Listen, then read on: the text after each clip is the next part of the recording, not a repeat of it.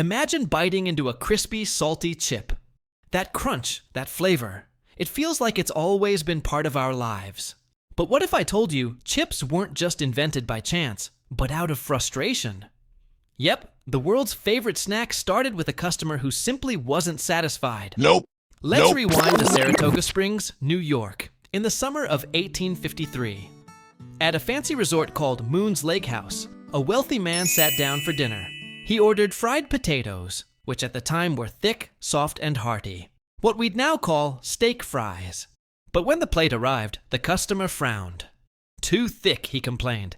He wanted them thinner. In the kitchen was George Crumb, a chef of African American and Native American heritage, known for his cooking, but also for his pride. Annoyed by the complaint, Crumb sliced the potatoes thinner than usual and fried them again. He sent them out. Still, the customer wasn't happy. So Crumb decided to make a point.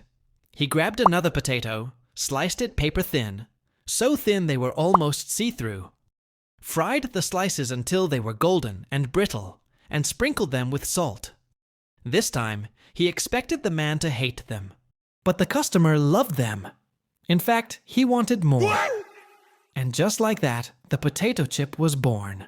At first, these Saratoga chips, as they became known, stayed local to Crumb's restaurant. Diners loved them, and they spread by word of mouth. Crumb himself opened his own restaurant in 1860, serving baskets of chips at every table.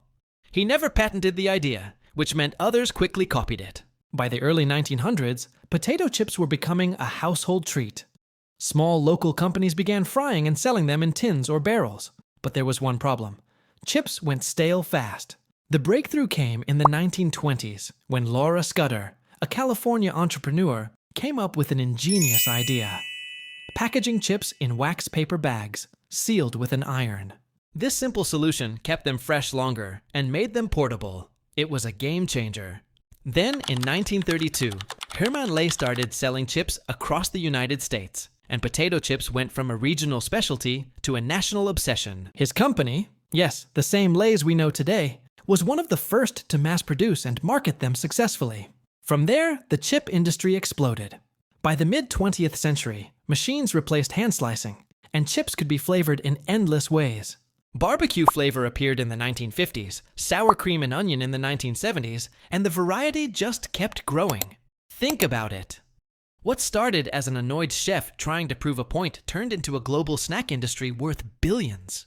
Every bag of chips today carries that same story. From a thin slice of potato in a New York kitchen to shelves in every store around the world. So the next time you crunch into a chip, remember, it all began with a complaint, a stubborn chef, and one very happy accident. いいねそれ。